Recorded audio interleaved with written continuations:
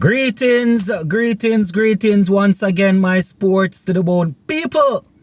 Welcome back to another video. And in this one, I have a couple of things I want to talk about. So the West Indies A and Bangladesh A, they continued their battle on day 2. And I must say, at the end of day 2, I am impressed with how the West Indians have done their business. We see Kirk McKenzie getting pretty close to a century and Hakeem Jordan picking up 5 wickets. So we're going to talk about all of that. Plus we're going to take a look at the Barbados Royals giving out, they named the players that they have retained, a couple of the players. So, you know, we now know the core of the team. So we're going to go down into all of that. Just give a listening ear until the end and make sure you hit that subscribe button. All right, let us start things off with the West Indies A versus Bangladesh A part of the report.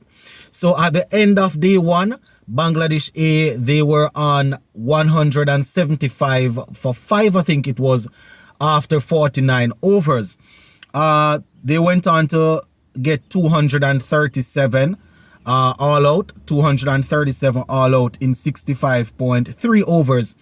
And I must say that I am impressed with how the West Indians were able to give chase. But before we go down into the chase, let me just give you the bowling figures for the West Indians. So, bowling for us, Hakeem Jordan, he picked up 5 wickets, as I said just now. He got 5 for 45 from his 18.3 overs. So 5 for 45 from 18.3. He had 4 maidens. Anderson Phillip finished off with 2 for 67 from his 15 overs. We would have seen Kevin Sinclair getting 2 for 44 from his 12 overs, and Jair McAllister picking up 1 for 58 from his 13 overs.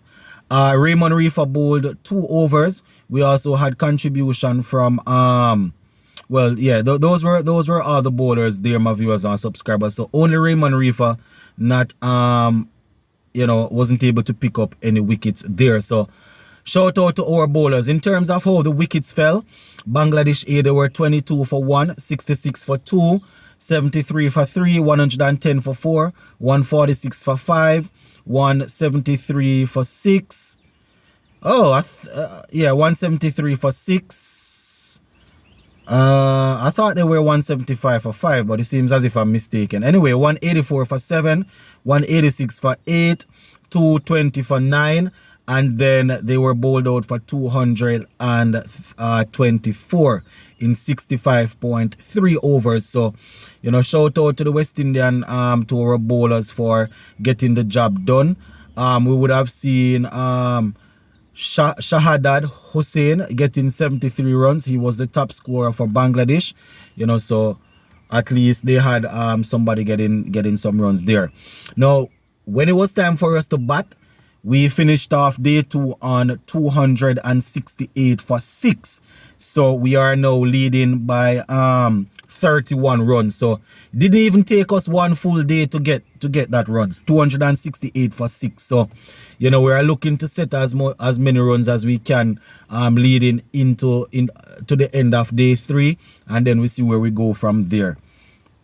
So batting for us, Tagenarine Chandapal and Kirk McKenzie opened. Chandapal was dismissed for 4. He made 4 off 14. Kirk McKenzie, he made 91 off 122 deliveries. So, it was made at a reasonably good pace. Talking about 74.5 strike rate. Raymond Reefer batting at number 3. He made 37 from 78. Alec Arthanes coming in at 45, made 60. And Brandon King, my viewers and subscribers, Jaja, another duck under his belt, my peeps. Boy, I tell you, he rough. Because he wants it, Brandon King transitioning into test cricketing, about this is another duck for him there, so he didn't get a chance to do much. Casey Carty is still there at the crease on 68 not out, 68 off 111 deliveries. That's a strike rate of 61.2. So Casey Carty is looking to get a 3-figure score there. He is at the crease with Captain Joshua Da Silva, who is on 9 from 47, strike rate of 19.1. And well, Casey Carty was actually dismissed. He was run out. I said he's still there. So Casey Carty made 68. Yeah, man, he's not closing in on any three figure. He has already been dismissed. He was dismissed for 68. So it's actually Joshua Da Silva and Kevin Sinclair that are at the crease. Da Silva on 9 and Sinclair on 1. We still have Jair McAllister and Hakeem Jordan and Anderson Phillip to bat. In terms of how the wickets went, 16 for 1. Then we had a good partnership, 132 for 2 when Raymond Reefer was dismissed.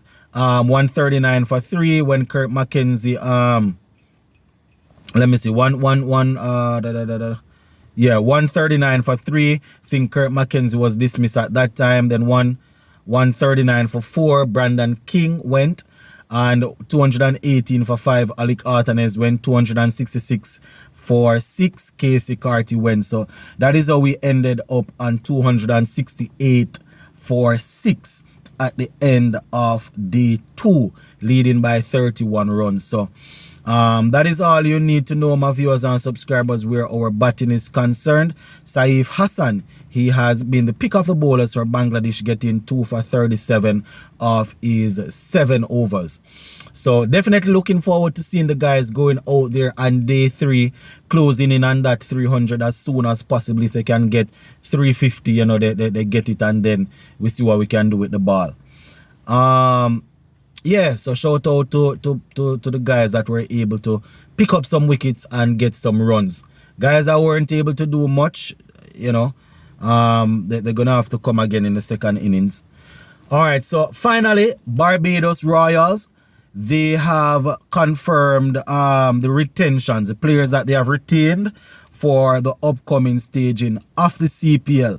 Now, the Caribbean players the Royals have retained, they are Jason Holder, Kyle Mayers, Obed McCoy, Rakeem Cornwall is there, Justin Greaves is there, Joshua Bishop, Naeem Young, and Raymond Simmons. So those are the guys that will help to make up the core of the team. Now, the Royals have also brought in, as we know, Ravman Powell, who, you know, they transferred from, who was transferred from Jamaica Talawas. The overseas players and the draft picks will be announced during the Republic Bank draft, showed in the latter part of June. So we see the teams now showing their hands, and you know, we're gonna have to look and see the players that were not retained. So, you know, shout out to Barbados, even though they stole. Well, I'm gonna say they steal our captain, because they couldn't take Ravman Powell if he wasn't offered, or if our people weren't open for it. So shout out to Barbados Royals. Go and leave it right here, so for now, my peeps. Big up.